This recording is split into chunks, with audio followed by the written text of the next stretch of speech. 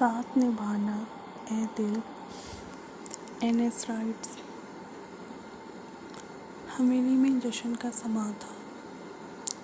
क्यों न होता, आखिर कुछ 4 साल बाद हवेली का बड़ा सपूत अपनी डिग्री मुकम्मल करके आ रहा था। उसके आने से हर कोई खुश था। वो भी बहुत खुश थी। आखिर उसका बड़ा भाई आ रहा था। एक वही तो था जो इसका हमदर्द था। उसका ख्याल बच्चों की तरह रखता था।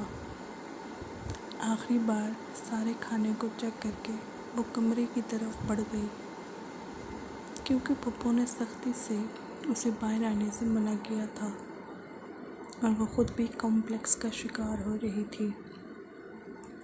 सारी कज़नें प्यारी लग रही थी और वो उनमें मासी लगती थी, तो वो खामोशी से खिड़की में जाकर खड़ी हो गई। 10 मिनट के बाद गाड़ियाँ हवेली में दाखिल हुईं।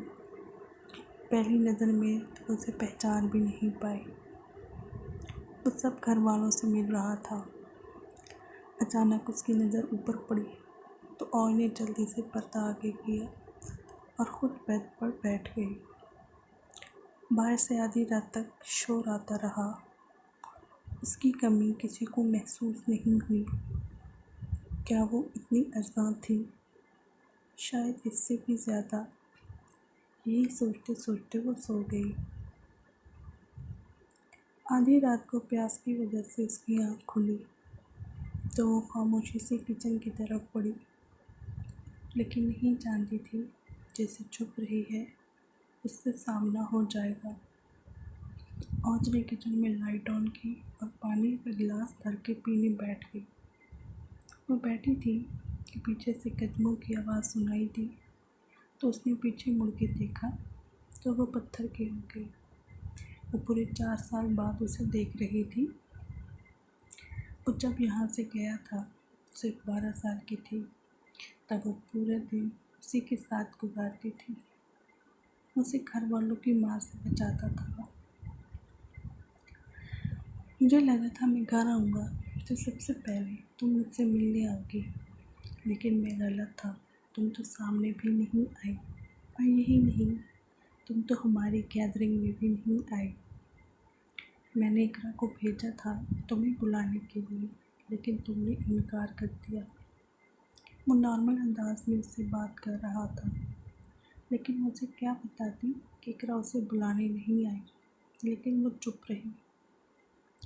वो पप्पू की मार बर्दाश्त नहीं कर सकती थी। चलो छोड़ो इन बातों को, ये बताओ कैसी हो?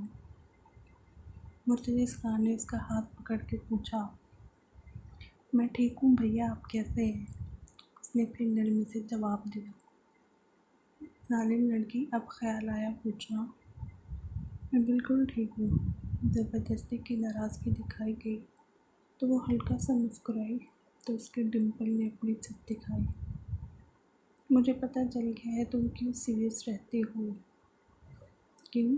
सवाल के बदले सवाल किया गया, ताकि कोई तुम्हारे डिम्पल ना देख सके। नहीं, ऐसी बात नहीं। मैंने कल सुबह कॉलेज जाना है, मुझे सोना है। ये कहते ही वो बिना अगले की सुने रूम की तरफ बढ़ गई, और वो भी ये सोचकर खामोशी से अपने कमरे की तरफ बढ़ा कि कल सुबह उससे बात कर लेगा। रफ़ीक, अकील, अलफरवा 3 बहन भाई थे। इनका अपना बिजनेस था।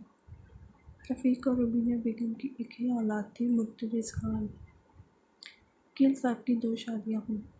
पहली बीवी से बेटी हुई जिसका नाम औज अकील था, लेकिन उनकी शादी ज़्यादा न चल सकी। वो अलग हो गई तो औज के लिए अकील ने दूसरी शादी रुबीना की बहन आयशा से कर ली। आयशा से 2 बच्चे ज़िरवा और मेहदी थे, जिनकी उम्र 10 और 12 साल थी। फरवा बेगम जवानी में बेवा हो गई। उनकी एक बेटी और बेटा पहलाज था। पहलाज ज़िरवा और मेहदी का हम उम्र था, लेकिन इकरा और औज हम उम्र थी, लेकिन कमी दोनों में नहीं बनती थी। शायद इसकी वजह ये थी कि घर की हर औरत औज को नापसंद करती थी कि जैसी माँ वैसी बेटी। फिर छोड़ के चली जाएगी। इसलिए औज को सरकारी स्कूल में पढ़ा रहे थे। इसके बरक्स घर का हर बच्चा प्राइवेट स्कूल में पढ़ता था और उन्हें छोड़ने ड्राइवर जाता था, लेकिन औज वैन पे जाती थी और उससे घर के छोटे मोटे काम करवाए जाते थे। वकील साहब ने भी कभी औज की तरफ प्यार की नज़र से न देखा। आयशा बेगम से तो अपनी सौतन की बेटी बर्दाश्त न होती थी। वो चाहती थी कि किसी तरह वो चली जाए।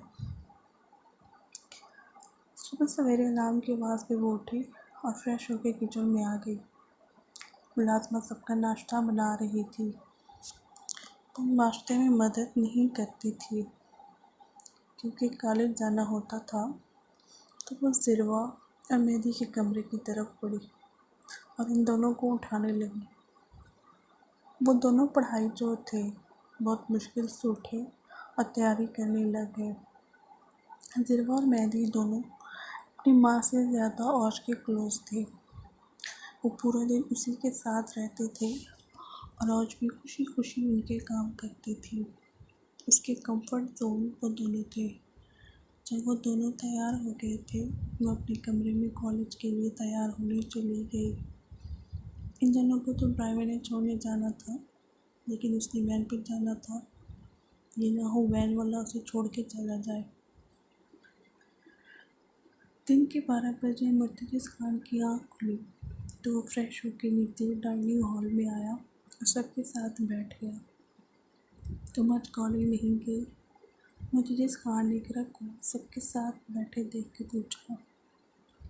नहीं, वो एकदम गड़बड़ाई। उसे उम्मीद ना थी कि वो ऐसा सवाल पूछेगा। क्यों नहीं? क्योंकि मैं आपके साथ टाइम गुजारना चाहती थी। वो मुस्कुराते हुए बोली। मैं अब यहीं रहने वाला हूँ। मेरे साथ गुजारने के लिए बहुत टाइम होगा बेटा, लेकिन अपनी पढ़ाई पर तवज्जो दो। वो पढ़ाई के मामले में बहुत सख्त था। ओके, इकरा ने ख़राब मूड से जवाब दिया। उससे उसका बेटा बुलाना पसंद नहीं आया था। बेटा तुम नाश्ता कर लो।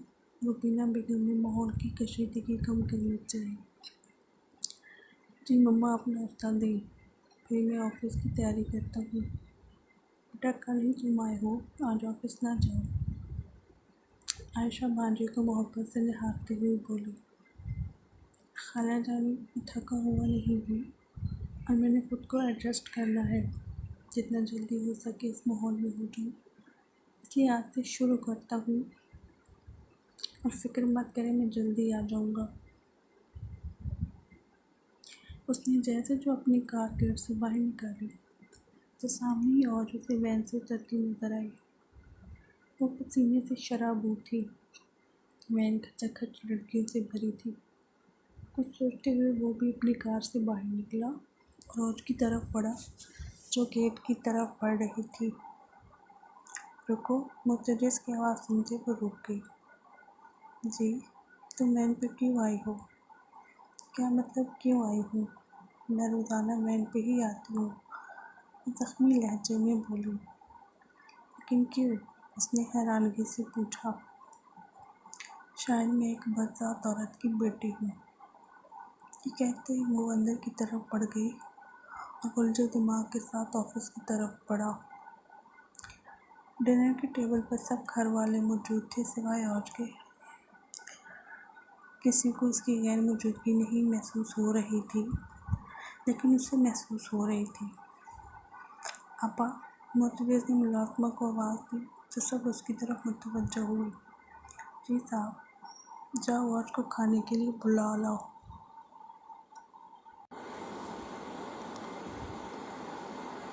इसके कहने पे सबको साफ सूंघ गया तो मुलाज़िमा ने सबकी तरफ देखा जिनके चेहरे से पाट हो गए थे, लेकिन किसी ने कुछ नहीं कहा था।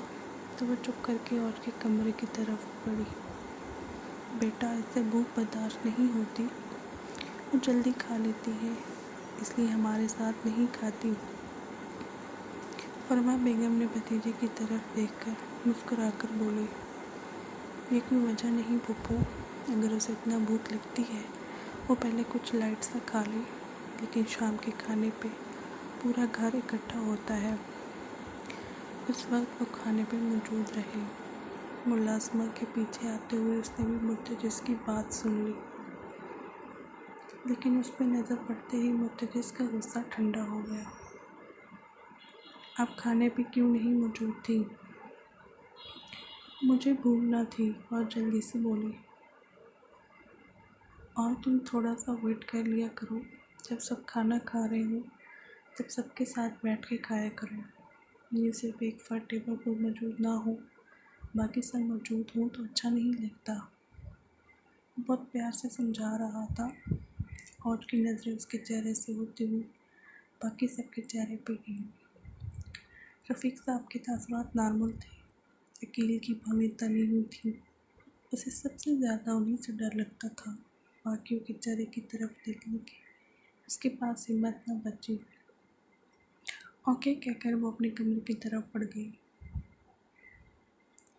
उसकी ज़िंदगी में अगर कोई पल उसे सुकून का फील होता तो वो उस वक्त होता जब वो अपने पौधों के साथ होती। उसे पौधे बहुत पसंद थे।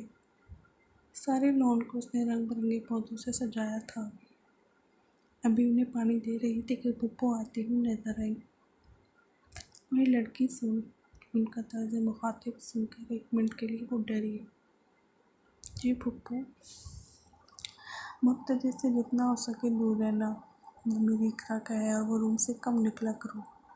मुलाज़िमा तुम्हारे हिस्से के काम कर देगी। जी पुप्पो, ये कहते वो अंदर की तरफ बढ़ी, लेकिन सामने से उसका टकराव फिर से मुर्तज़िज़ से हो गया।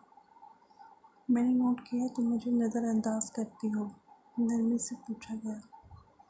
नहीं, मैं आपको नज़रअंदाज नहीं करती। फिर मेरी दोस्त मुझसे क्यों दूर की? मुर्तज़िज़ ने नरमी से उसका हाथ थामे हुए पूछा। कौन सी दोस्त? वो परेशान हुई। और जब ये तुमने 4 साल मुझसे रब्ता नहीं किया, अब आया हूँ तो कोई गपशप नहीं? वक्त हमेशा एक सा नहीं रहता। वक्त दोस्तों और अपनों के लिए हमेशा एक सा रखना चाहिए। वक्त के तेज़ पाँव में अजीज़ों को नहीं भाते। शायद मुझे अब कोई अजीज़ नहीं रहा। और फिर से बोली। मैं भी? हैरानगी से पूछा गया। हाँ अम्मी, ये कहते हुए उस साइड से गुजर गई और वो पीछे उसके बारे में सोचता रह गया। क्यों हो गई है वो ऐसे? वो जानता था घर वालों का रवैया उसके साथ ख़राब था, क्योंकि वो तो हमेशा उसके साथ प्यार से रहता था। लेकिन फिर वो ऐसे क्यों हुई? सुबह सवेर उठ के नाश्ते के टेबल पे पहुंचा, जहाँ सिर्फ बच्चे नाश्ता कर रहे थे, क्योंकि मर्द रात 10 तक ऑफिस जाते थे। मेहदी ज़िलवा को और नाश्ता करवा रही, पहला आज को फरवा बेगम करवा रही थी। उसने अपना नाश्ता भी मुलाजमत से वही मंगवाया। खैर है बेटा, तुम जल्दी उठ गए? फरमा बेगम के पूछने पे वो मुस्कुराते उनकी तरफ देखा। पप्पा, मैं रोज़ाना इसी टाइम उठता हूँ। पहले 2 दिन थकन की वजह से मैं लेट उठता था, लेकिन अब इंशाल्लाह इसी टाइम पे उठूँगा। आज किरा कॉलेज नहीं जा रही का? इधर उधर देखते उसने पूछा। बेटा, उसका कॉलेज 9 बजे लगता है, वो लेट जाती है। अगर उसका 9 बजे लगता है तो और तुम्हारा क्यों जल्दी लगता है? उसके पूछने पे वो घबराई। मैं दूसरे कॉलेज में पढ़ती हूँ, मुख्तसर सा जवाब दिया गया। दूसरे कॉलेज में क्यों? एक ही में क्यों नहीं पढ़ती? इस सवाल का जवाब मेरे पास भी नहीं है। अगर आपको मिल जाए तो मुझे बता दीजिएगा। ये कहते वो उठ खड़ी हुई। मेरे वैन के आने का टाइम हो गया है, मैं चलती हूँ। रुको। मुर्तज़िज़ की आवाज़ पे वो रुकी और पीछे मुड़ के उसे देखने लगी। तुम आज से वैन पे नहीं जाओगी, मैं छोड़ूंगा। तुम बैग ले आओ, मैं गाड़ी की चाबी ले आता हूँ। मुर्तज़िज़ के कहने पे वो सर झटकते हुए अंदर की तरफ बढ़ी, लेकिन पप्पो की आवाज़ उसके कानों में पड़ी। तुम उसकी नौकर नहीं हो बेटा, वो ड्राइवर के साथ चली जाएगी। भला तुम्हें क्या ज़रूरत है उसे छोड़ के आने की? पप्पो, मैं परसों इकरा को भी छोड़ के आया था, मैं उसका ड्राइवर नहीं था। उसे पप्पो की बात पे कुछ ज़्यादा गुस्सा आ गया था। मेरी बेटी और इसके स्टेटस में फ़र्क है। पप्पू ने गर्दन अकड़ाई। अभी और के लेट होने के ख्याल से वो कमरे की तरफ बढ़ गया। वो सोच चुका था सब घर वालों से वापसी की बात करेगा। गाड़ी में दोनों फूस मौजूद थे, लेकिन उसके बावजूद खामोशी रक्स कर रही थी। कुछ तवक्कुफ के बाद मुर्तज़ा ने गला खंगारा तो उसकी तरफ मुतवज्जो हुई। तुम अपने लिए बोलती कहीं क्यों नहीं हो? अपने हक के लिए। कौन से हक के लिए? सवाल के बदले सवाल किया गया। ये घर जितना हमारा है तुम्हारा भी है, जितना हर चीज़ पे हमारा हक है तुम्हारा भी है। मेरा किसी चीज़ पे कोई हक नहीं है और ये मुझे हर बंदा बताता है, इसलिए आप मुझे किसी खुशफहमी में मत डालें। उसका लहजा थोड़ा तल्ख हुआ। वो खामोश हो गया, लेकिन खुद से अहद किया उसे ज़रूर हक दिलाएगा। बच्चे कॉलेज जा चुके थे, सिर्फ बड़े मौजूद थे। मुर्तज़ा के सुबह वाले वाक़ये की खबर सबको हो चुकी थी। वो लाउंज में पहुंचा तो सब चाय पी रहे थे। मुर्तज़ा बेटा, तुम क्यों छोड़ने गए थे जब ड्राइवर मौजूद था? आयशा बेगम ने उसे बैठते देख के पूछा। ये सवाल मुझे आप लोगों से करना चाहिए। ड्राइवर की मौजूदगी में वो क्यों वैन पे जाती थी? वो अपनी मर्ज़ी से जाती थी। इतनी गर्मी में कोई भी लड़की अपनी मर्ज़ी से वैन में कॉलेज नहीं जाएगी। मुर्तज़ा गुस्से से बोला। तुम उसे ज़्यादा प्रोटेक्ट कर रहे हो।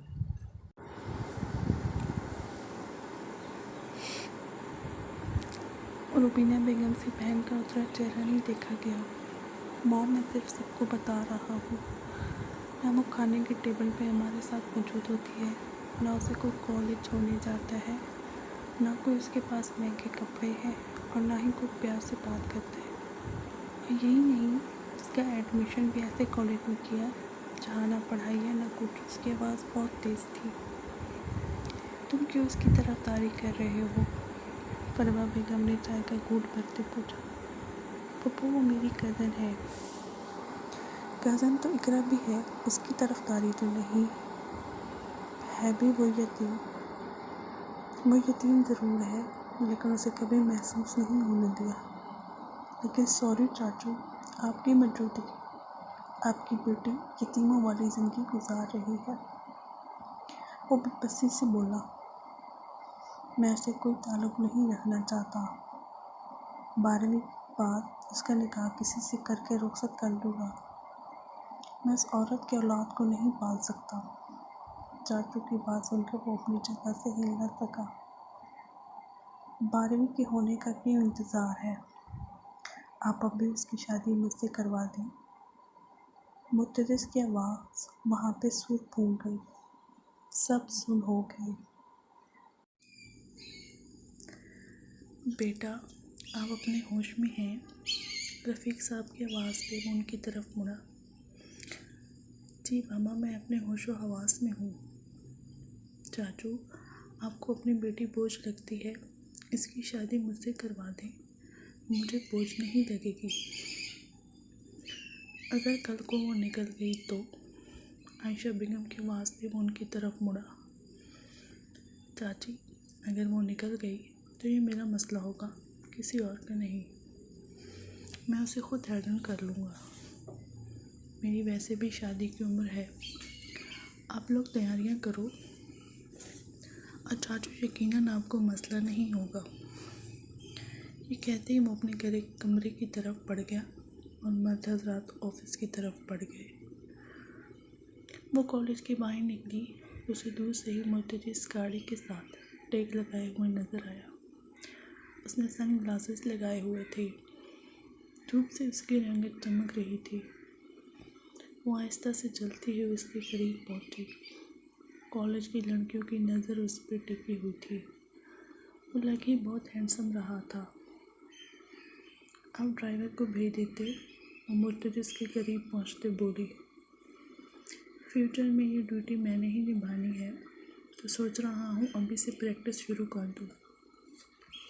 उसकी बातें औज के दिमाग के ऊपर से गुजरी। वो खामोशी से दूसरी तरफ बैठी।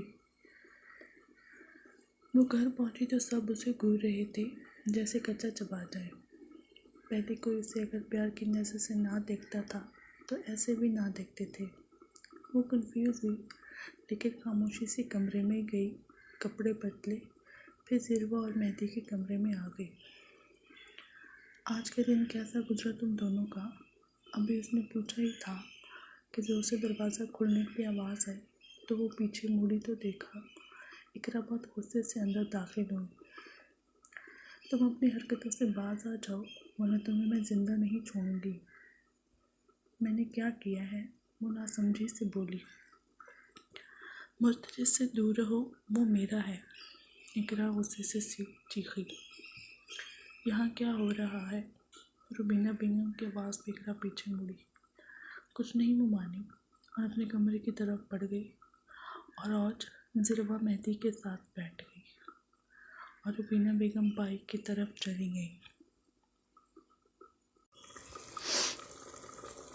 मुझे तुमसे बात करनी है। वो बालकनी में खड़ी थी, मुर्तज़िज़ की आवाज़ पे पीछे मुड़ी। लेकिन मुझे तुमसे कोई बात नहीं करनी। कि किस अंदाज में तुम मुझसे बात कर रही हो? वो हैरान हुआ उसके लबो अंदाज पे।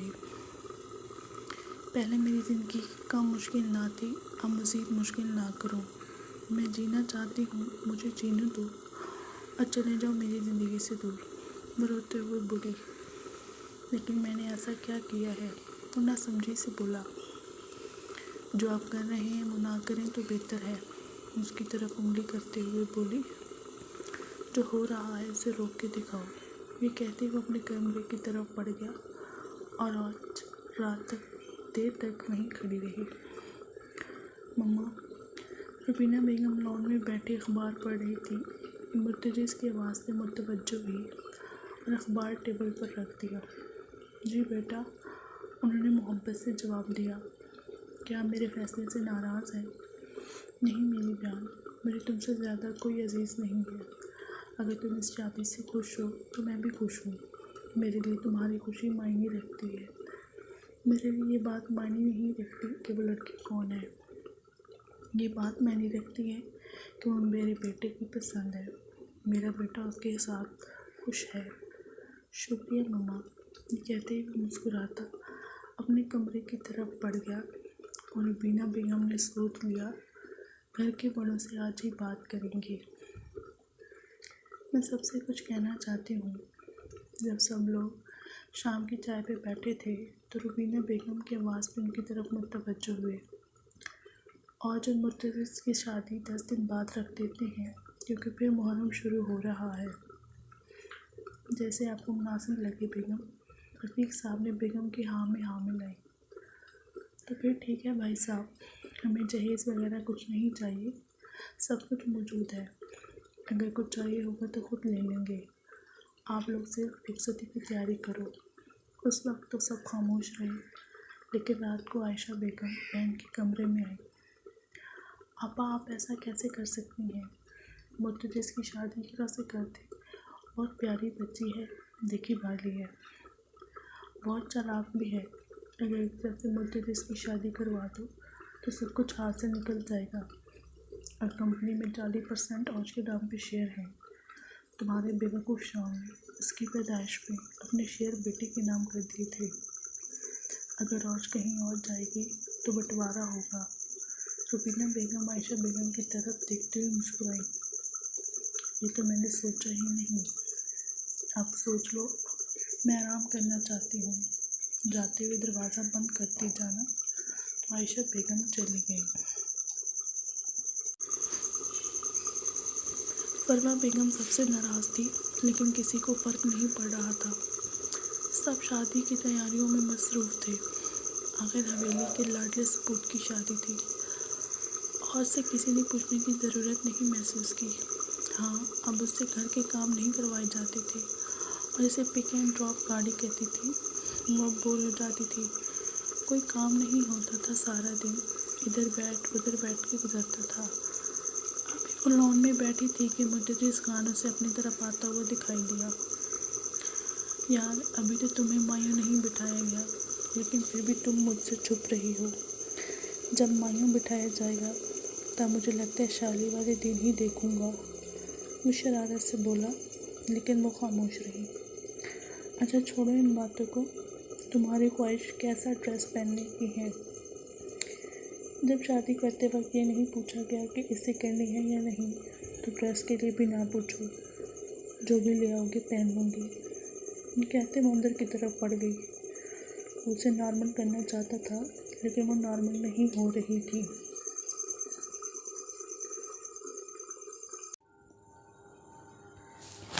उसका शादी का जोड़ा डार्क मैरून कलर का था। रुबीना बेगम ने अपने बेटे की दुल्हन को सजाने के लिए शहर के महंगे पार्लर से बुकिंग करवाई थी। कल रात उसे पार्लर वाली ने मेहंदी लगाई थी और उसमें मुर्तज़ा का नाम भी छुपा के लिखा था, लेकिन उसे इन चोचलों में कोई इंटरेस्ट नहीं था। जो इसे जो करने का कहता वो कर लेती, लेकिन इस सारे अरसे में फूफो और इकरा की नज़रें इसकी जान लेती थीं। पार्लर में इसके साथ ज़िरवा और मेहदी थे और कोई साथ नहीं आया था। तैयार होने के बाद लेने वकील साहब आए। वो खामोशी से कार में आकर बैठ गई। उसने बाप के चेहरे की तरफ देखा, जहाँ कोई तासुर नहीं था, तो वो खामोशी से खिड़की की तरफ देखने लग गई। फिर वो रुखसत होकर मुर्तज़ा खान के रूम में आ गई। रात को 12 तक मुर्तज़ा खान कमरे में आया। कैसी हो जालिम लड़की? मुर्तज़ा खान ने औज का हाथ अपने हाथों में थामा। वो यक ठंडी थी। दूसरी तरफ से कोई जवाब नहीं। मैं बहुत खुश हूँ कि तुम मेरी ज़िंदगी में आई हो। मेरी दोस्ती मेरे निकाह में मौजूद है, लेकिन दूसरी तरफ से कोई जुम्बिश नहीं की गई। सुनो, आज हमारी ज़िंदगी की सबसे ख़ास रात है।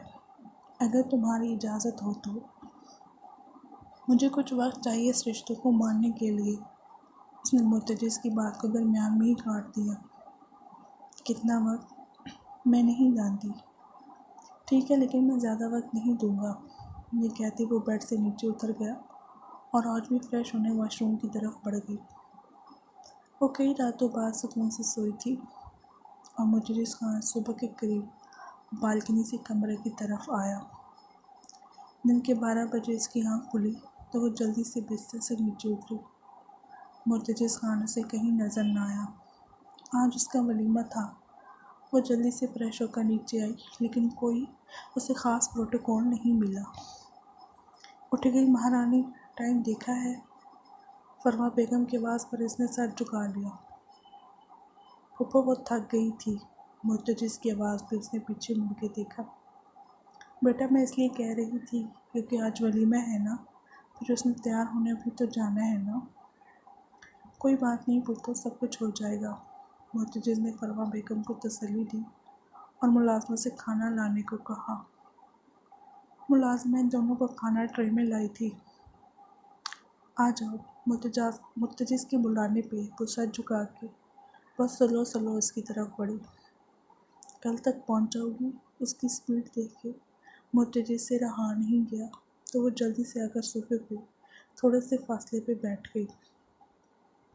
वो फासला भी मुर्तज़ा ने ख़त्म कर दिया और साथ जड़ के बैठ गया और आज की जान हलक में आ गई। पहली दफ़ा किसी मर्द के साथ जड़ के बैठ रही थी। उसके जिस्म का सारा खून चेहरे में सिमट आया। वो खुद भी अपने दिल की कैफियत नहीं समझ रही थी। क्या खाना मुझे आपको खिलाना पड़ेगा? नहीं, मैं खा लूँगी। और जल्दी से उन्होंने बड़ा सा निवाला तोड़ा और खाने लग गई। वो हल्का सा मुस्कुराया। उसके दिल की कैफियत से अच्छी तरह से आगाह था। वलीमे का फंक्शन भी बखूबी निमट गया। ज़िंदगी अपने डिगर पर चल रही थी। आज की ज़िंदगी में सिर्फ यही फ़र्क आया था कि अब वो घर के काम नहीं करती थी और ना ही बस के ज़रिए जाती थी।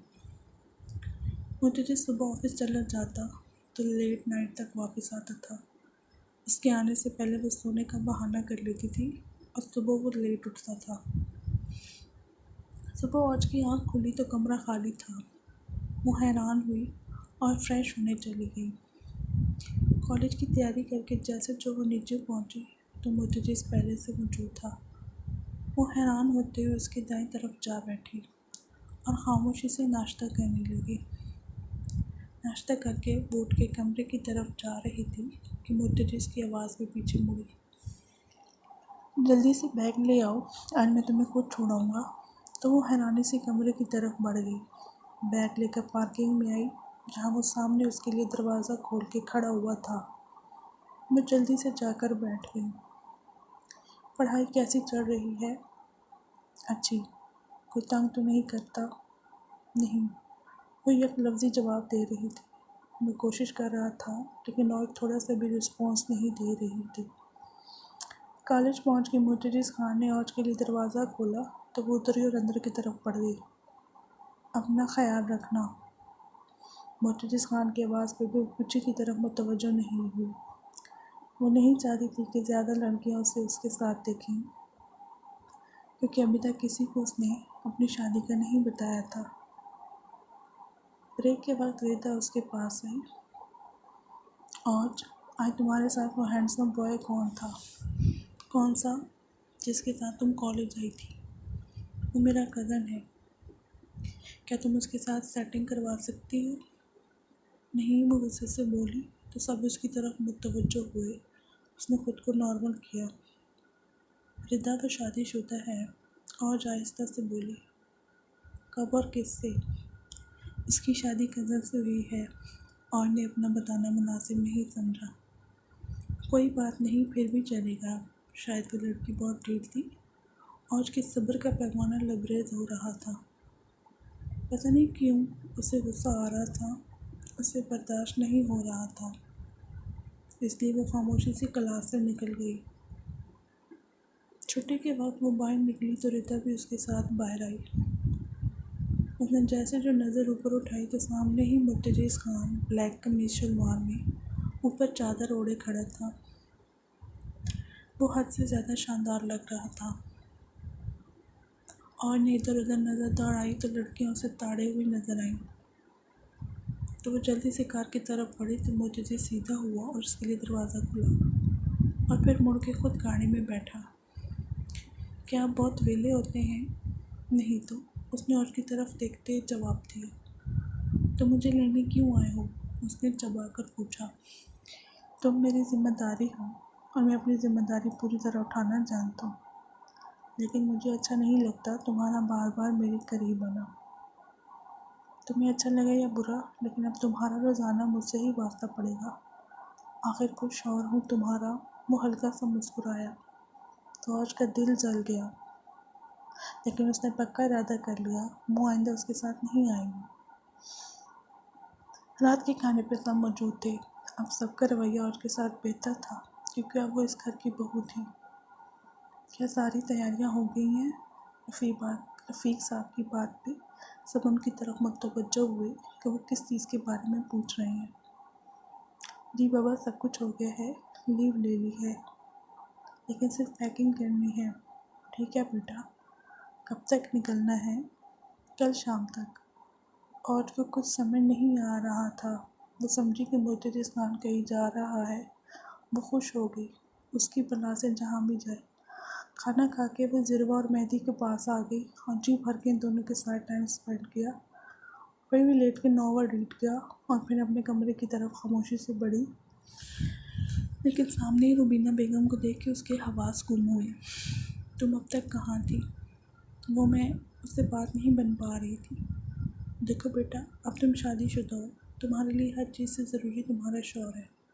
तुम बच्चों के साथ दिन को टाइम गुजार कर करो, लेकिन रात को सिर्फ शौहर के पास रहा करो। रुबीना बेगम ने उसे नरमी से समझाया। ओके ताई अम्मी। ये कहते ही वो मरे मरे कदमों से कमरे की तरफ बढ़ी और रुबीना बेगम किचन की तरफ बढ़ी। वो कमरे में पहुंची तो सारा सामान बिखरा हुआ था और मुर्तज़ा अपने कपड़े पैक कर रहा था। वो खामोशी से जाकर बेड के एक साइड पे बैठ गई। बेगम, तुम भी अपनी पैकिंग कर लो, मुर्तज़ा ने मसरूफ़ अंदाज में से कहा। मैं क्यों करूं अपनी पैकिंग? नासमझी से पूछा गया। क्योंकि डार्लिंग, हम दोनों हनीमून पे जा रहे हैं, तो आपको भी तो अपने सामान की ज़रूरत होगी। हमें जब नॉर्मल कपल्स की तरह ताल्लुकात नहीं हैं तो हम क्यों जाएं?